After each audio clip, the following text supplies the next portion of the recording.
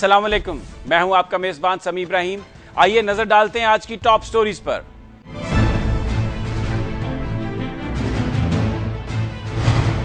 मुशर्रफ आजाद शहरी बन गए।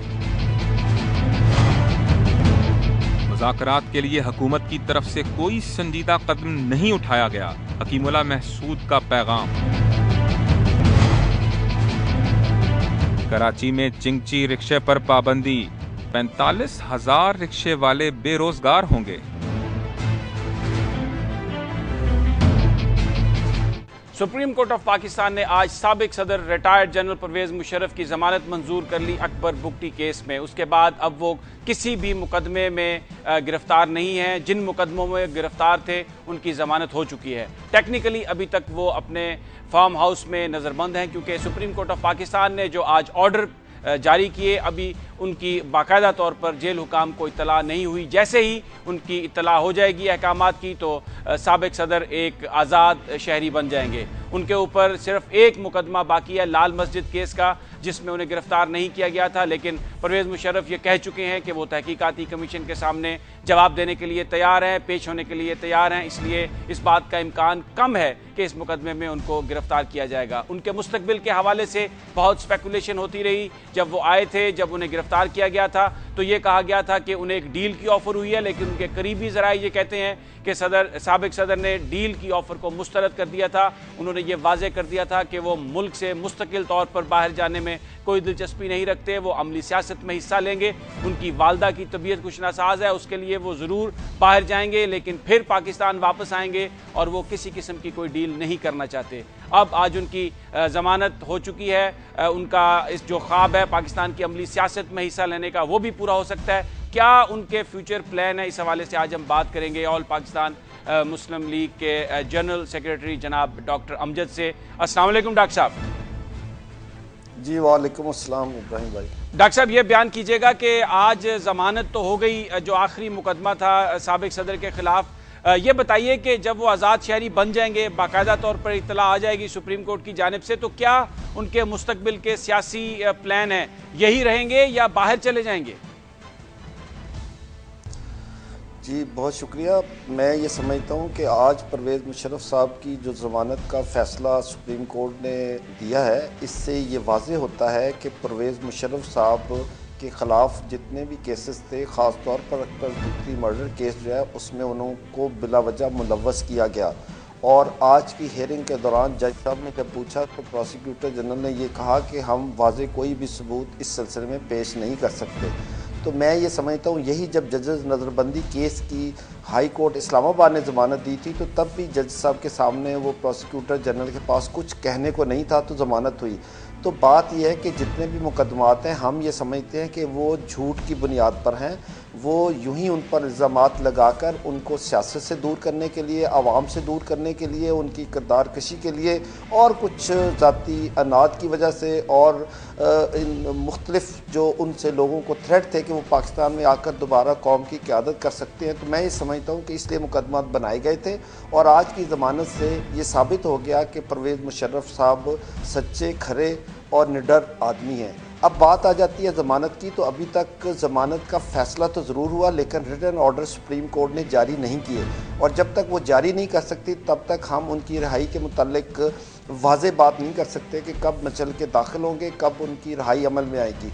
और जब रिहाई हो जाएगी तो नेचुरली वो पाकिस्तान में एक आज़ाद शहरी की हैसियत से रहेंगे भी, अपने वर्कर्स से भी मिल सकते हैं, अजीज़ व अकारब से भी मिल सकते हैं और पार्टी की एक्टिविटीज़ में हिस्सा ले सकते हैं। लेकिन जो बाकायदा सियासत है वो अभी वो शायद ना कर सकें, इसलिए कि एक तो वो इंतखाबात में किसी भी सूरत में ना हिस्सा ले सकते हैं, ना उनको लीड कर सकते हैं, क्योंकि उनको ऑलरेडी नाअहल करार दिया जा चुका है। और वैसे भी अब कोई ऐसा इंतखाबात का सीज़न नहीं है। हम ये समझते हैं कि जो इस वक्त हुकूमत एक इंतखाबी वादों की बुनियाद पर जीत कर मैदान अमल में उतरी है, हुकूमत कर रही है, उनको चाहिए कि अपने वादों की तकमील करें, आवाम को रिलीफ दें और जब तक वो इसमें पूरी तरह नाकाम नजर नहीं आती तब तक हम नहीं समझते। अच्छा डॉक्टर साहब, ये बयान कीजिएगा कि सुप्रीम कोर्ट ऑफ पाकिस्तान जो एक गद्दारी का मुकदमा है उस हवाले से हुकूमत को कह चुकी है और ये पार्लियामेंट ने फैसला करना है, वो एक जो तलवार है वो तो एक खतरे की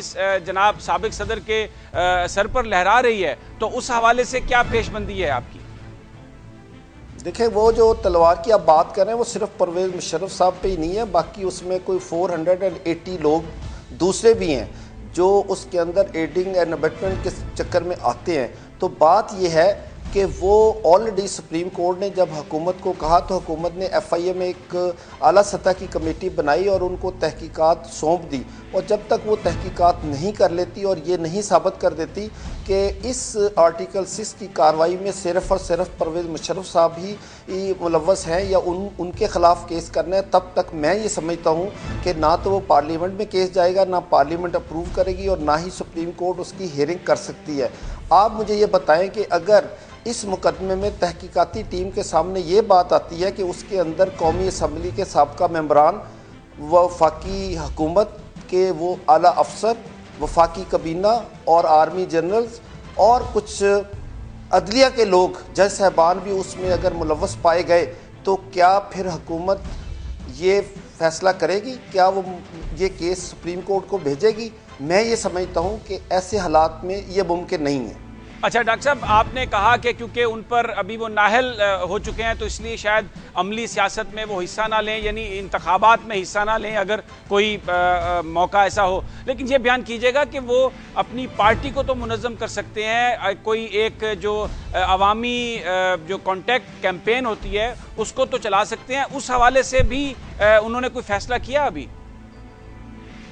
देखिए, पहली बात तो ये कि कोई फ़ैसला नहीं किया, लेकिन बहैसियत सेक्रेटरी जनरल मैं ये कहूँगा कि हम पार्टी को पहले से ही उसकी जो तंजीम साजी है उसको हम प्रोसेस में हैं, तंजीम साजी कर रहे हैं और कुछ अहम पोस्ट हैं जिस पे कोई फ़ैसले नहीं हुए। जब परवेज़ मुशर्रफ साहब रहा होंगे तो नेचुरली उनसे डिस्कशन के बाद हम पार्टी की जो बाकी जो रहती हैं अपॉइंटमेंट्स उनको करके पार्टी को मुकम्मल तौर पर इस लेवल पर ले आएंगे कि जिस वक्त हमें ज़रूरत महसूस हो सियासी अमल में हिस्सा लेने की या अपोजिशन का साथ देने की या कोई बल्दियाती इंतखाबात में आने की, तो वो उस वक्त हम फिर वो फैसला कर सकते हैं। लेकिन अभी फौरी तौर पर मैं ये समझता हूँ कि परवेज़ मुशर्रफ साहब किसी भी इस किस्म की सियासी एक्टिविटी में फौरी तौर पर हिस्सा नहीं लेंगे। अच्छा, इस पर बयान कीजिए, ये जो सारी एक क्या सराई है, स्पेकुलेशन है, पहले भी हुई कि डील ऑफर की गई, उनसे कहा गया कि बाहर चले जाएं, उनकी वालदा की कुछ तबीयत भी बेहतर नहीं है जो इस वक्त बैरून मुल्क हैं। ये बयान कीजिएगा कि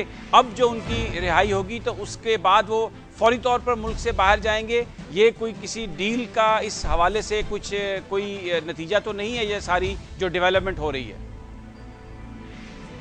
जी, इसमें आप इस बात को देखें कि परवेज़ मुशर्रफ साहब गुज़श्ता 6 महीने से जेल में बंद हैं और इस दौरान में शुरू में उनको कुछ ऐसे दोस्तों की तरफ से ऑफ़र ज़रूर हुई थी। मैं ये नहीं कहता कि हुकूमत ने ऑफ़र की या किसी इदारे ने की, लेकिन कुछ बाहमी ऐसे लोग थे जो दोनों तरफ जिनका ताल्लुक़ था। उन्होंने ये कहा कि अगर आप चाहें तो हम ये सिलसिला आपको बाहर भिजवा सकते हैं, पैरोल पर भी रिहाई दिलवा सकते हैं, या आप चले जाएं और वापस ना आएँ तो हम कर सकते हैं।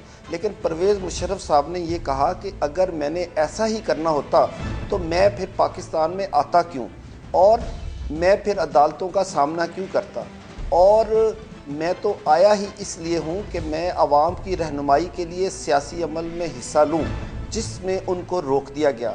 और जो दूसरा उनका बड़ा मकसद था कि मैं अदालतों में पेश हूँ और वहाँ पे अपनी बेगुनाही साबित करके वहाँ से बरी हूँ, ताकि मैं एक आज़ाद शहरी की तरह पाकिस्तान में भी रह सकूँ और बाहर अगर जाना हो तो मैं जा सकूँ। तो उन्होंने ये कहा कि जब तक मेरी ज़मानतें नहीं हो जाती और अदलिया मुझे इजाज़त नहीं दे देती तब तक मैं किसी भी डील के नतीजे में मुल्क से बाहर नहीं जाऊंगा। और अगर आप ये समझते हैं कि ये बात इस वक्त जो रिहाई हो रही है वो डील का नतीजा है, तो फिर ये जो हमें ऑफ़र आज से 6 महीने पहले हुई थी, तो फिर हम उस वक्त क्यों ना कबूल कर लेते, हम क्यों अपने कायद को 6 महीने तक वहाँ जेल में कैद रखते। तो ऐसी कोई बात नहीं है, ये सब अफवाहें हैं और जो अगर न्यूज़ कोई चल रही है कि जी मुशर्रफ साहब फ़ौरन उड़ान की तरफ जा रहे हैं, या ये कह रहे हैं कि जी वो रात को चले जाएंगे, कल चले जाएंगे, तो कतन ऐसी कोई बात नहीं। ये बेबुनियाद वो र्यूमर्स हैं जो इस वक्त मीडिया में या और चैनल्स पे चल रही हैं। बहुत बहुत शुक्रिया जनाब डॉक्टर अमजद, जो ये कह रहे थे कि सदर परवेज मुशर्रफ अगर रिहा होते हैं तो वो किसी डील का नतीजा नहीं है। उन्होंने अदालतों का सामना किया है और अदालतें उन्हें जमानत इसलिए दे रही हैं कि उनके खिलाफ जो चार्जेस हैं उनकी कोई बुनियाद नहीं, उनका कोई सबूत नहीं है उस हवाले से, और वो बेगुनाह हैं और उन्होंने कोई जुर्म नहीं किया। उन्होंने ये भी कहा कि वो भरपूर अमली सियासत में हिस्सा लेंगे पाकिस्तान की। अभी फौरी तौर पर तो शायद ऐसा मुमकिन नहीं होगा क्योंकि अदालत उन्हें नाअहल करार दे चुकी है, लेकिन मुस्तकबिल में वो ज़रूर सियासत में हिस्सा लेंगे। उनकी रिहाई किसी डील का नतीजा नहीं है। अगर वो मुल्क से बाहर गए तो वो वापस भी आएंगे। वो बिल्कुल तहिया किए हुए हैं कि पाकिस्तान के अवाम की खिदमत करेंगे और भरपूर अंदाज से वो खिदमत करेंगे। नाज़रीन, यहाँ पर हम लेते हैं एक ब्रेक, और ब्रेक के बाद हम बात करेंगे रिटायर्ड ब्रिगेडियर शौकत कादिर से नहायत अहम मामले पर, तालिबान से मुज़ाकरात के हवाले से। उलमा की जो अपील थी, इसके बावजूद हमले जारी हैं तालिबान के, और आज हकीमुल्लाह महसूद का ये बयान आया है कि हुकूमत शायद मुज़ाकरात के लिए संजीदा नहीं, जिरगे को भेजे, लेकिन उन्होंने फिर वही अपनी डिमांड दोहराई है। ये सब एक ब्रेक के बाद।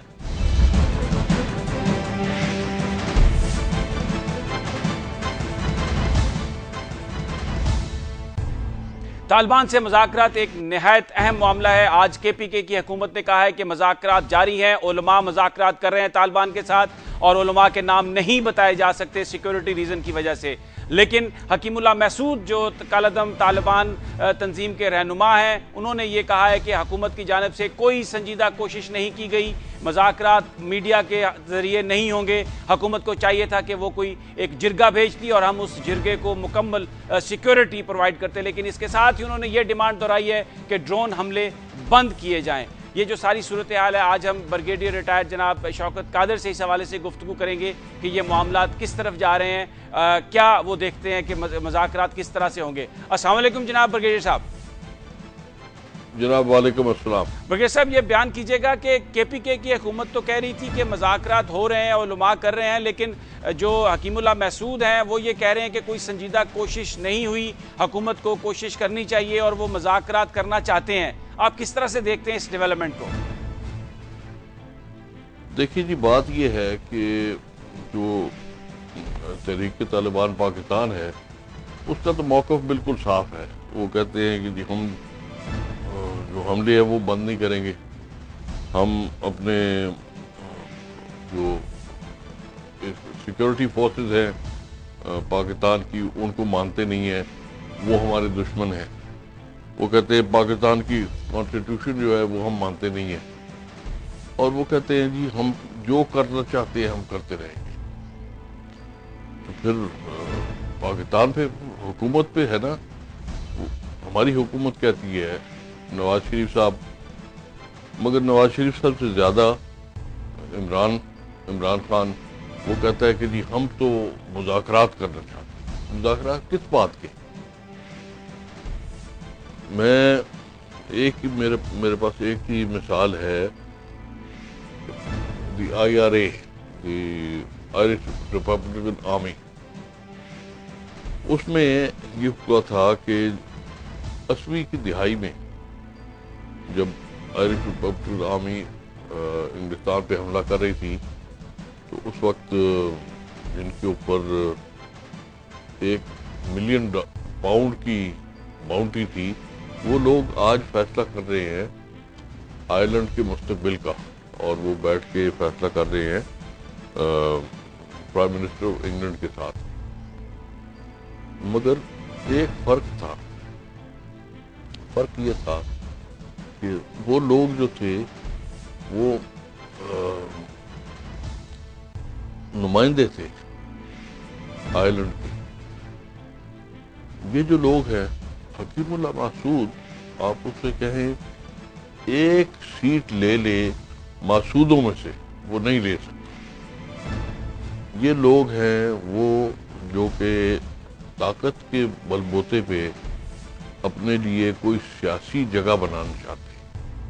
इनके साथ क्या फैसला किया जाता है? क्या हम वही फैसला करेंगे जो हमने पहले स्वात पीस डील पे किया था? क्या फैसला करना। अच्छा ब्रिगेडियर साहब, आपने बड़ा ये अहम नुक्ता उठाया है, इस पर कमेंट कीजिएगा। आज हकीमुल्लाह महसूद ने यह कहा कि जो अवामी मकामात पर धमाके हो रहे हैं वो तालिबान नहीं कर रहे, वो खुफिया इदारे कर रहे हैं। जनाब बिल्कुल ठीक है, वो कहते हैं जी खुफिया अदारे कर रहे हैं। खुफिया अदारे कौन से हैं? ISI, IB, कौन से वाले? कौन लोग हैं जो इनको मार रहे हैं, जो हमारे लोगों को मार रहे हैं? जब चर्च पे हमला हुआ उन्होंने फरमाया कि जी हमने हमला नहीं किया, मगर जिन्होंने हमला किया है हम उनकी हिमायत करते हैं। हम कहते हैं कि ये इस्लाम है, इस्लाम ये कहता है ईसाइयों को मारो। ईसाई कौन है जी? अहले किताब हैं, वो लोग हैं जिनके साथ हमें शादी करने की इजाजत है इस्लाम के मुताबिक। वो कहते हैं हम इन पे हमला कर रहे हैं। ये कौन सा इस्लाम है? ये मुझे भी समझा दीजिए। अच्छा शौकत साहब, एक और बात पर कमेंट कीजिए कि पाकिस्तान के उलमा ने, एक ग्रुप ने अपील की थी तालिबान से कि वो हमले बंद कर दें, लेकिन हम ये देख रहे हैं कि आज भी हमला हुआ, आज भी रॉकेट फायर किए गए। तो जो उलमा इस वक्त उन तालिबान के साथ बात करने की भी कोशिश कर रहे हैं, लग रहा है कि तालिबान जो है वो उनके भी कोई कंट्रोल में नहीं है या उनकी बात सुनने के लिए तैयार नहीं है। जनाब मैंने तो पहले ये अर्ज किया ना कि जब आप बात करते हैं ना अफगानी तालिबान के लिए, वो नुमाइंदा है अपने अवाम के। जिस तरह ये आयरिश रिपब्लिकन आर्मी के लोग थे ना, उस तरह वो भी है। ये हमारे तालिबान जो है, आप मुझे ये बताएं, हकीमुल्लाह मासूदों की कौम से एक सीट जीत सकता है? नहीं। अगर नहीं जीत सकता तो फिर ये क्या चाहता है? अच्छा ये सियासी शौकत साहब, नहीं मेरी गुजारिश सुन ले जी, नहीं मेरी गुजारिश सुन ले। ये सियासी जरूरत चाहता है ताकत के बलबूते पे। अगर हम उसको देने को तैयार हैं तो फिर तो बिल्कुल ठीक है। फिर नवाज शरीफ भी ठीक है, और नवाज शरीफ से ज्यादा इमरान खान हमारा जो हिमायती है उनका, जो कहता है कि जी इनके साथ बिल्कुल सौदा होना चाहिए, इनके साथ गुफ्तगू के अलावा हमारे पास कोई इलाज नहीं है, वो सबसे बेहतर कहता है। लेकिन ये शौकत साहब ये बयान कीजिए, मामलात को तो दुरुस्त करना है। जब पूरी दुनिया में किसी भी कॉन्फ्लिक्ट का हल मुज़ाकरात के नतीजे से ही निकलता है, तो फिर हुकूमत पाकिस्तान अगर मुज़ाकरात की बात कर रही है तो इसमें गलती कहाँ है? ठीक है जी, मैंने तो ये पहले गुजारिश कर दिया ना कि अगर मुज़ाकरात करने हैं उसमें गलती कहाँ है, पे मैंने ये आपसे अर्ज कर दिया कि गलती सिर्फ इतनी है कि जब लोग नुमाइंदा हों अपने अवाम के, तो फिर आप उनके साथ मुज़ाकरात कर सकते हैं। ये मैंने बात कह दी आपसे। अब आपने अगली बात पूछ ली, मैं उसकी भी जवाब दे देता हूँ। अगर आप गुफ्तगू पे बज़िद हैं, इस बात पे गुफ्तगू पे कि जी हमने गुफ्तगू ही करनी, पहले पुराने ज़माने में होता था जी एक मैक्सिमल पोजीशन कि जी हमने सबसे ज़्यादा क्या मांगना है, सबसे कम क्या मांगना है, minimal maximal position, minimal position. अगर गुफ्तगू करनी ही है और उस पर हम बज़िद हैं, नवाज शरीफ साहब भी और इमरान खान भी, फिर पहले ये फैसला कर लें कि हमने उनसे सबसे ज्यादा क्या मांगना है और सबसे कम क्या देना है। अगर ये फैसला नहीं कर सकते तो गुफ्तगू नहीं हो सकती। और उसमें सबसे पहली चीज ये देखो ना, ये असल में ये चीज समझने वाली है ना। ये जो तालिबान है ये हमारी कॉन्स्टिट्यूशन को मांगते हैं ना, ये कहते हैं हम हथियार डालने को तैयार हैं। उन्होंने ऐलान कर दिया है कि जी हमारे दुश्मन जो हैं पाकिस्तान की सिक्योरिटी फोर्सेस हैं, इनके साथ क्या गुफ्तगू है। बहुत बहुत शुक्रिया जनाब शौकत कादिर साहब, बहुत शुक्रिया जो ये कह रहे थे कि गुफ्तगू ज़रूर होनी चाहिए, लेकिन जो तालिबान हैं ये कोई आवाम के नुमाइंदे नहीं हैं। इनके साथ गुफ्तगू के लिए ये पहले तय करना होगा कि इनसे लेना क्या है और इनसे देना क्या है। बहरहाल आज जो हकीमुल्लाह महसूद साहब की जानिब से जो बात हुई उस पर वफाकी वज़ीर इत्तलात व नशरियात ने यह कहा है कि मुज़ाकरात का तो वो खैर मकदम करते हैं, लेकिन मुज़ाकरात से पहले शराइत का कोई जवाब नहीं। नाज़रीन, यहाँ पर हम लेते हैं एक ब्रेक।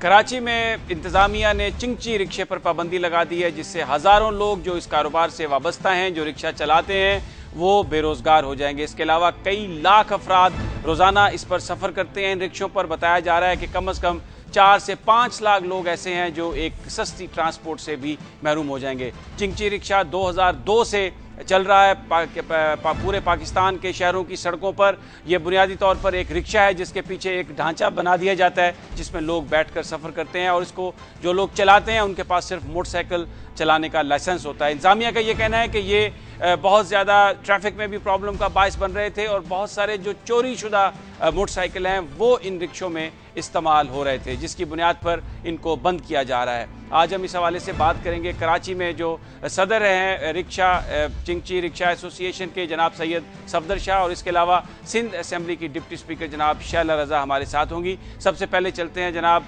सैयद सफदर शाह साहब की जानिब। शाह साहब, ये बयान कीजिएगा कि पाबंदी लगा दी है हुकूमत ने, तो इससे हज़ारों लोग वाबस्ता हैं, करोड़ों रुपए इसमें लगे हुए हैं। हुकूमत ने कुछ आपको इसका मुतबादल भी मुहैया करने का कहा है? बिस्मिल्लाहिर्रहमानिर्रहीम। समी साहब, हमें तो एक परसों मंडे को ये मीटिंग हुई है डीआईजी ट्रैफिक आरिफ हनीफ साहब के साथ। वहाँ तो हमें ये बिल्कुल ये नहीं कहा गया कि कल हम आपको क्रैकडाउन कर रहे हैं और बिल्कुल कराची चिंची से बंद कर देंगे। हमें ये ज़रूर कहा गया था हम क्रैकडाउन कर रहे हैं, लेकिन हम इसे रोकेंगे नहीं, हल्का हाथ रखेंगे और आप जो है अपने मामलात को सीधा करें और जाके लें। हमें ऊपर से आर्डर है। हमने उनसे रिक्वेस्ट की कि जनाब आप हल्का हाथ रखें, इंशाल्लाह हम जा रहे हैं, वहाँ मीटिंग करते हैं। कल कराची सेक्रेटरी ट्रांसपोर्ट, वहाँ हम जाकर उनसे मीटिंग हुई, कमिश्नर कराची से मीटिंग हुई है। उन्होंने ये कहा कि ईद आ रही है, 1 हफ्ते 10 दिन के बाद इंशाल्लाह फिर हम ईद के बाद एक आपको एक मीटिंग कर लेंगे जिसमें आप लोग भी होंगे, डीआईजी ट्रैफिक भी होंगे, और बैठ के जो हम एक पॉलिसी मैटर है वो हम डिस्कस कर लेंगे। लेकिन आज इन्होंने अचानक, अब हम जिससे पूछते हैं वही कहते हैं जनाब ADIG गुलाम कादिर साहब ने ये इकामत सादिर की हैं और उनके इकामत पे ये क्या कहते हैं क्रैकडाउन हो रहा है और बिल्कुल चिंची कराची से बंद कर दिया जाए। हमें ये कहा जा रहा है कि जो है मोटरसाइकिल रिक्शे जो हैं वो चोरी के लगे हैं। कहाँ है? हमें निशानी तो हमसे कोई बात ही नहीं की गई है। हमें ये प्लेटफॉर्म आज से नहीं है, तकरीबन 2010 26 जुलाई 2010 को जो एक नोटिफिकेशन निकला उस वक्त से लेकर आज तक हम कोशिश कर रहे हैं। तो इसका मतलब है DIG जो DIG ट्रैफिक हैं आरिफ हनीफ साहब, इनको भी इनके लोगों ने ब्रीफ सही नहीं किया है। ट्रांसपोर्ट के जो सेक्रेटरी ट्रांसपोर्ट है इनको भी सही ब्रीफ नहीं किया है कि ये कब से कोशिश कर रहे हैं। बस ये अचानक जो है एक आर्डर के ऊपर जो है आज सारी चीज़ें कर दी हैं। अफरा तफरी, ईद आने में 1 हफ्ता 10 दिन रह गया है और आप भी गरीब लोग, जिसका गरीब का रोज़गार, इसमें बैठने वाला गरीब, इसको चलाने वाला गरीब, इसको चलवाने वाला गरीब, आप उसके साथ जो है आपने क्रैक डाउन कर दिया। समीर साहब, ये कहाँ का इंसाफ है? आप हमसे पहले बात करते एक प्लेटफॉर्म है और आप जब आपने जो हमें डॉक्यूमेंट दिए हुए हैं ये क्यों निकाले आपने? एक नोटिफिकेशन है मेरे पास, सब है यहाँ पर, मैं आपको दिखा दूंगा मैं आप, लेकिन हमारे साथ ही रहिए शाह साहब, हमारे हमारे साथ ही रहिए। हम शैला साहबा से सवाल करते हैं। शैला साहबा, सिंध में हुकूमत पीपल्स पार्टी की है, आप सिंध असेंबली में डिप्टी स्पीकर हैं। शाह साहब की बात आपने सुनी, वो कह रहे हैं कि बिल्कुल फौरन ही क्रैकडाउन कर दिया गया और इसमें हज़ारों लोग वाबस्ता हैं, रोज़गार है उनका, तो ये बिल्कुल अचानक आनन फानन, ये तो बहुत सारे लोगों को बिल्कुल ईद से चंद दिन कबल बेरोज़गार कर दिया गया।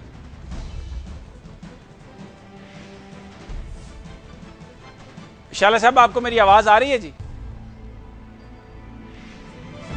शाह साहब, शाला साहबा से हम बात करने की कोशिश करते हैं। अच्छा, ये बयान कीजिएगा कि इस वक्त ये जो चिंची रिक्शा है ये गरीब लोग चलाते हैं, इसको बनाते हैं, और हम देखते हैं कि बहुत सारे लोगों ने कर्जा भी लिया होता है उसको अपनी पेमेंट्स करने के लिए। आप क्या समझते हैं कितना सरमायाकारी इसमें हो गई होगी, और ये जो अचानक एक फैसला हुआ इससे कितना नुकसान हुआ लोगों का? जनाब, करोड़ों का नुकसान होगा। लोग बेचारे, एक बेवा जो घर से निकल नहीं सकती, जिसके छोटे छोटे बच्चे हैं, उसने गाड़ी लेके लगाई हुई है, ड्राइवर को दी हुई है, ड्राइवर उसको बेचारे को रोज़ की बुनियाद पे उसको पैसे देता है, उसका घर चलता है। एक रिटायर्ड आदमी जो कि सरकारी हो या दूसरा, वो बेचारों उनकी गाड़ियाँ लगी हुई। आपने देखा होगा, अभी आप मीडिया वाले हैं, मीडिया वाले जानते हैं इस वक्त जो है हम, अगर आप एक रिक्शे में अगर 100 आदमी भी बैठता है, 35-40 हज़ार जो इस वक्त चिंची चल रहा है, तकरीबन 3 साढ़े 3 4 लाख अफराद जो है रोज़ की बुनियाद पे चिंची में सफ़र कर रहे हैं। आप देख लें हशर मिनी बस और कोचिस का, वो आपको नज़र नहीं आ रहा कि जो इन्होंने जो है मिनी बस के ऊपर जो है अपना पूरा रश और उसको खुले आम बम लेके फिर रहे हैं, वो इलीगल नहीं है, वो गैर कानूनी नहीं। हम हो गए, हम तो कानून मांग रहे हैं समी साहब, हम कानून मांग रहे हैं। तकरीबन 26 जुलाई 2010 से जब अख्तर जदून साहब वजीर ट्रांसपोर्ट थे, हम उनसे मुतवातिर मिलते रहे हैं। साहब उनको पता है, सेक्रेटरी ट्रांसपोर्ट के डिपार्टमेंट में तमाम लोगों को पता है, हम उनसे राब्ते में हैं। DIG जब मैं आपकी तरफ आता हूं क्योंकि शैला साहबा से हमारा राब्ता हो गया। जी शैला साहबा, ये शाह साहब कह रहे हैं, जो रिक्शा चिंची एसोसिएशन के सदर हैं, उनका ये कहना है कि बिल्कुल आनन फानन हजारों लोगों को बेरोजगार कर दिया गया और कोई मुतबादल रोजगार भी नहीं है। आप पीपल्स पार्टी की गवर्नमेंट है, तो ये इन गरीब लोगों का क्या बनेगा?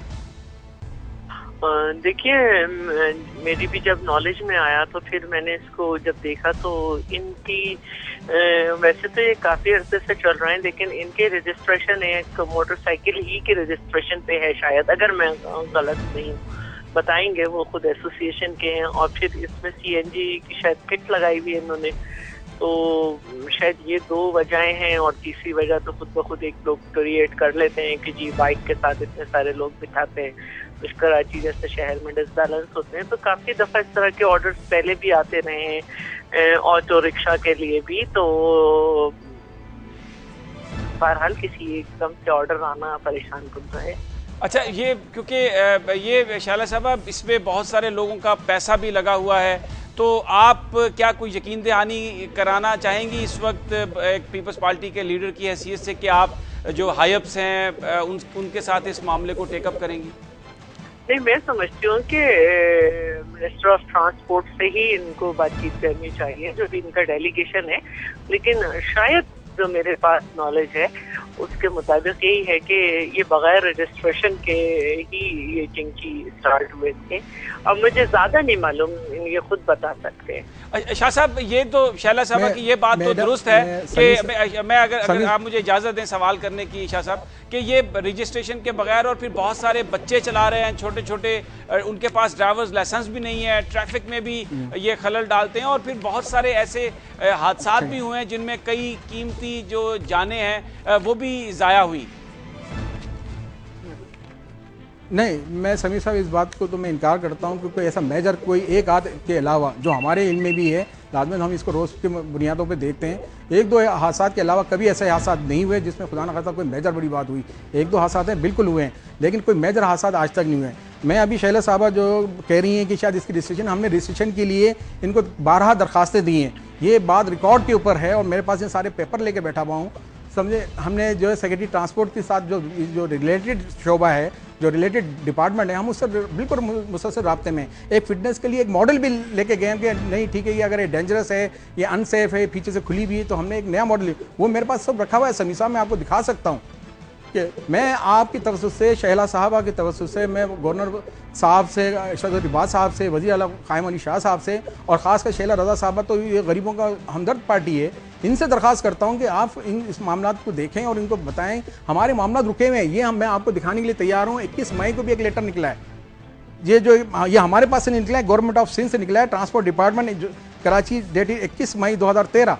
उसमें उन्होंने सेक्रेटरी PTA को और सेक्रेटरी RTA को उन्होंने एक लेटर लिखा है सेक्रेटरी ट्रांसपोर्ट की तरफ से कि required a referral letter for MVI department for a fitness waiver of fitness approval of a motorcycle rickshaw. नहीं शाह साहब, एक बात तो है ना, 2013 को ये तो प्रोसेस हो रहा है। नहीं शाह साहब, एक बात तो है ना कि अगर इसका फिटनेस सर्टिफिकेट भी नहीं है और ये गैर कानूनी है, तो फिर भी इसमें लोगों की इन्वेस्टमेंट हो रही है और वो लोग इसमें करते जा रहे हैं। तो अगर कोई एक गैर कानूनी चीज़ में इन्वेस्टमेंट करता है तो फिर उसका रिस्पॉन्सिबल तो वो खुद ही होता है, सरकार को तो आप इसका इल्ज़ाम नहीं दे सकते। नहीं समीर साहब, लेकिन ये अब से नहीं हो रहा ना, ये तो हमारे पास तो अभी जो 6 महीने से चले उसमें हम भी नहीं हैं, हम इंकारी हैं, बिल्कुल हैं। ये अभी आरिफ जो हनीफ साहब से मीटिंग हुई थी DIG साहब से, हमने ये कहा 6 महीने, हमने कमिश्नर साहब को लेटर लिखा है 9/4/2013 को कि हमें जो है इलाके के SP और SP की कुछ लोग अपनी मनमानियाँ करके रोडों पे गाड़ियाँ चला रहे हैं और शहरों पे चला रहे हैं। शहरों पे हम बिल्कुल नहीं था, हम लिंक रूट पे चला रहे थे और लिंक रूट पे चिंची को और इन फ्यूचर CNG को जिस तरह आज चल रहा है शहरों पे चलाएंगे। लेकिन इन्होंने फिलफोर जो है एकदम ऐलान करके सारी चीज़ों को हमारे पानी फेर दिया, हमारे गरीबों को जो है बिल्कुल बेरोज़गार कर दिया। तो ये कहाँ का इंसाफ है, कहाँ का तरीका है? शाला साहब आप हमसे बात करो, अब ये चीज़ें जब पेपर क्यों मूव हो रहे हैं? जी शाह साहब हमारे साथ ही रहिए। शाला साहब पूरी दुनिया में ये प्रैक्टिस की जाती है कि अगर किसी चीज़ पर पाबंदी लगाई जाती है तो उससे पहले ये ज़रूर सोचा जाता है कि जो हज़ारों लोग इसमें वाबस्ता हैं, इस कारोबार में, उनको मुतबादल फ्राहम कर दिया जाए। इसमें दो चीज़ें हैं, एक तो जो लोग इसमें काम कर रहे हैं वो बेरोज़गार हुए, और फिर ये एक सस्ती ट्रांसपोर्ट है जो लाखों लोग कराची में इसमें सफ़र करते थे, तो उनका मुतबादल तो फिर हुकूमत ने नहीं सोचा। देखिए, मैं खुद ये समझती हूँ कि यकीनन ये गरीब लोगों का ट्रांसपोर्ट है और इसमें बैठे हुए भी गरीब लोग ही हैं, लेकिन क्या उन्होंने मेजर्स लिए हैं जिसकी वजह से ये बंद किया है मुझे नहीं मालूम। लेकिन मैं पर्सनली इसको बहुत इनसिक्योर समझती हूँ, क्योंकि जो एक मोटरसाइकिल के ऊपर इतने सारे लोग साइड से सीट्स लगा के बैठते हैं कि किसी वक्त भी ये उलट जाता है, और फिर सीएनजी का भी मसला है, तो मुझे नहीं मालूम। लेकिन बहरहाल एक ऐलान किया जा सकता है कि 20 दिन बाद जिनको बंद किया जाएगा या कुछ, मुझे और 2 महीने पहले के एक अनाउंसमेंट की गई थी कि इनको बंद कर दिया जाएगा, तो आई डोंट नो कि इनकी नजर से नहीं गुजरी, लेकिन एक दफा और भी किया जा सकता है। लेकिन 2 महीने पहले हुआ था, और कराची जैसी जगह पर पहले जो है सबसे पहले ये मैंने इसको वहां पे चलते देखा था, क्योंकि मैं उस वक्त खुद टीचर थी। मैं तो करम से पहले जो स्टॉप था वहाँ पे थोड़े से दूर तक के लिए चलती थी, बाद में ये पूरे शहर में इंट्रोड्यूस हो गई, तो आई थिंक ये कराची के लिए मिसफिट भी है।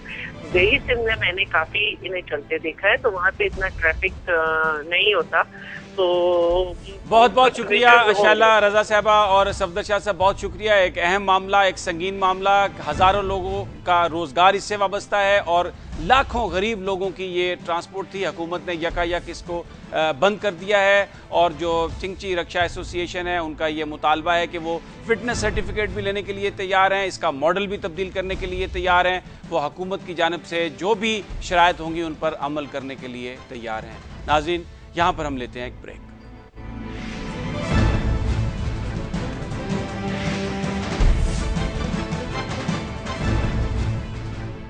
कराची से कौमी असम्बली के 2 हलकों 256 और 258 के इंतखाबी नतायज और वोटर्स तस्दीक के अमल ने एक तहलका सा मचा दिया है, और आज जो प्रेस कॉन्फ्रेंस हुई उसमें नादरा के चेयरमैन तारिक मलिक का ये कहना था कि इन 2 हलकों में मकनातीसी स्याही इस्तेमाल ही नहीं हुई, जबकि इलेक्शन कमीशन का ये कहना था कि ये स्याही फ्राहम करना PCSIR लेबॉर्ट्रीज जो हैं उनके ज़िम्मे था और वो फ्राहम नहीं हुई। आज हम इस हवाले से बात करेंगे जनाब कंवर दिलशाद से, जो रह चुके हैं साबिक सेक्रेटरी इलेक्शन कमीशन। अस्सलाम वालेकुम कंवर साहब। वालेकुम सलाम। कंवर साहब, बड़ा अजीब मामला है, हर महकमा दूसरे महकमे को टोपी पहना रहा है और लग ये रहा है कि ये तो कोई इसके पीछे कोई बड़ा एक हाथ था।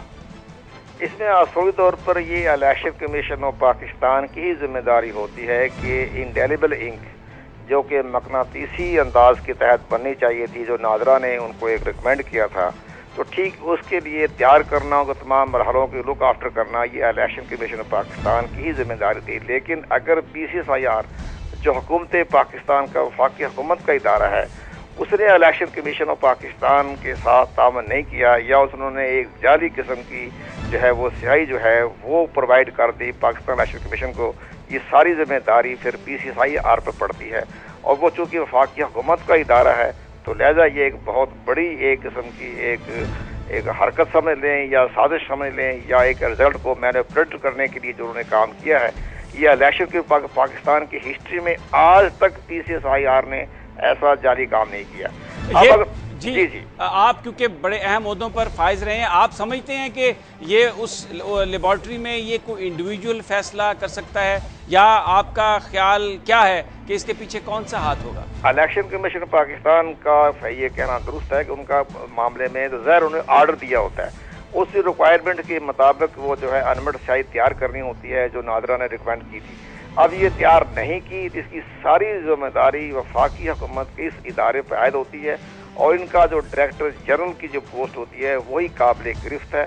उनके खिलाफ जो है वो करप्ट प्रैक्टिस के तहत मुकदमा दर्ज करना इलेक्शन कमीशन ऑफ पाकिस्तान का फर्ज बनता है, तो ये स्टेटमेंट तो अच्छा दिया है इश्तियाक साहब ने, लेकिन उनको ये चाहिए कि PCSIR के डायरेक्टर जनरल के खिलाफ बाकायदा मुकदमा दर्ज कराए करप्ट प्रैक्टिस के तहत, ताकि उसके बाद ये साफ बात सामने आएगी। अच्छा, कि किसके तहत कमर साहब ये बयान कीजिएगा, जब स्याही का ऑर्डर दिया, स्याही आई, तो क्या उस वक्त इलेक्शन कमीशन का ये नहीं था जिम्मेदारी कि वो उसको चेक करते कि क्या ये स्याही असूलों के बराबर है, जो रिक्वायरमेंट थी उसके बराबर है? और फिर ये अब इलेक्शन के इतने अरसे के बाद ये बात सामने आ रही है, फौरी तौर पर ये सामने क्यों नहीं आई? नहीं, ये दुरुस्त है, चूंकि अब जब सामने जब नादरा ने उनकी तवज्जो मौसूल करवाई है, लेकिन बात ये होती है कि एक बाकायदा माहदे के तहत जो एक रिक्वायरमेंट दी जाती है, वो PCSIR एक सर्टिफिकेट देता है कि जी मैंने इलेक्शन कमीशन पाकिस्तान की हदायत के मुताबिक ये तैयार की है।